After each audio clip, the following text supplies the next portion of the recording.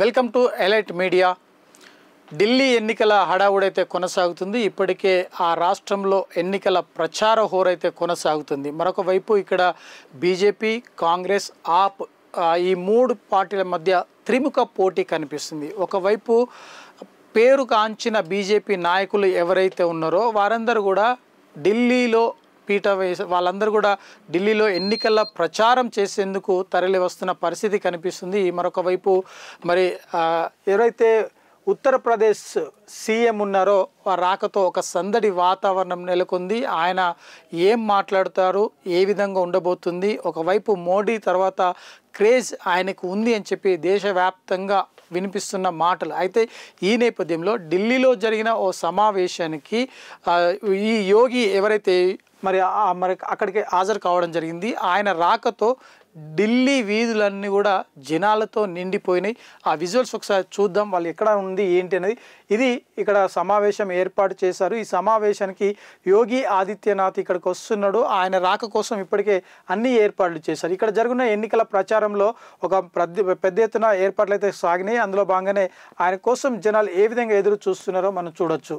ఇది అంటే ఒక సుదూరంగా బిల్డింగ్ పైనుంచి ఈ వీడియో తీసినట్టుగా తెలుస్తుంది. ఒకవైపు ఇక్కడ యోగి ఆదిత్యనాథ్ ఇక్కడ కూర్చుండే అవకాశం కనిపిస్తుంది. ఇక్కడ అభ్యర్థికి సపోర్ట్గా ఆయన మాట్లాడేందుకు అవకాశం కనిపిస్తుంది. ఇక్కడ అందులో భాగంగానే యోగి ఆదిత్యనాథ్ ఏం చెప్తాడు అని చెప్పేసి జనాలు ఏ విధంగా వచ్చారో ఒకసారి మనం చూసినట్లయితే అర్థమవుతుంది. అంటే ఢిల్లీ ఎన్నికల్లో బీజేపీ కావచ్చు, లేదంటే యోగి ఆదిత్యనాథ్ కావచ్చు, లేదు అంటే ప్రధాని మోడీ కావచ్చు. నిజానికి ప్రధాని మోడీకి సభలకు కూడా జనాలు ఇంత బాగా వస్తారా లేరా అన్నది ఒక ప్రశ్న అయితే కనిపిస్తుంది. కానీ యోగి సభకు మాత్రం ఢిల్లీ ప్రజలు మంత్రముగ్ధులై ఆయన ఏం చెప్తారు ఏంటి అని ఆసక్తిగా ఇక్కడికి వచ్చినట్లుగా కనిపిస్తుంది.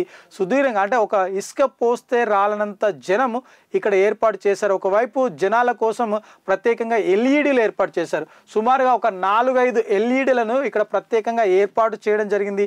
ఆయన ఏం చెప్తారు, ఇప్పటికే ఆయన చేసిన సంక్షేమ పథకాలు కావచ్చు, ఒకవైపు హిందూయిజంతో తను ప్రజల్లోకి వెళ్ళడం జరిగింది. కట్టర్ హిందూగా ఆయన పేరుగాంచారు. ఈ నేపథ్యంలో ఉత్తరప్రదేశ్లో అమలు చేస్తున్న సంక్షేమ పథకాలు కావచ్చు, లేదు అంటే బీజేపీ తీసుకున్న నిర్ణయాలు కావచ్చు, ఢిల్లీలో కూడా అమలు చేసే అవకాశం కనిపిస్తుంది. ఇప్పటికే బీజేపీ ఢిల్లీలో ఏం చేస్తుందో అన్న విషయాలను కూడా పూర్తి స్థాయిలో మేనిఫెస్టో రూపంలో ప్రజల ముందు పెట్టింది. ఒకవైపు యోగి ఆదిత్యనాథ్ రాకతో ఇక్కడ ఈ వీధులన్నీ కూడా జనాలతో నిండినాయి. ఇక్కడ ఇసుక పోస్తే రాలని పరిస్థితి కనిపిస్తుంది. మరి ఇక్కడ యోగి ఆదిత్యనాథ్ ఇచ్చే స్పీచ్ కోసమే స్పెసిఫిక్గా ఈ జనాంగం అంతా తరలి వచ్చినట్టుగా తెలుస్తుంది. వారందరూ కూడా ప్రత్యేకంగా సీట్లు ఏర్పాటు చేశారు. ఒకవైపు ఎలాంటి ఇబ్బంది కలగకుండా నిర్వాహకులు తగిన చర్యలు తీసుకుంటున్నట్టుగా తెలుస్తుంది. మరి యోగి ఆదిత్యనాథ్ ఏం మాట్లాడతారు ఏంటి అనేది కూడా ప్రజలకు ఏం సందేశం ఇవ్వని. ఒకవైపు మోడీ కూడా ఈ ఎన్నికల్లో ప్రత్యక్షంగా ఇక్కడ పాల్గొని ప్రచారం చేసే అవకాశం కనిపిస్తుంది. మరొక వైపు ఢిల్లీలో ఫిబ్రవరిలో ఎన్నికలు రావడం, ఆ తర్వాత ఇది బీజేపీకి కలిసి వస్తున్న నమ్మకం అయితే ఒకటి కనిపిస్తుంది.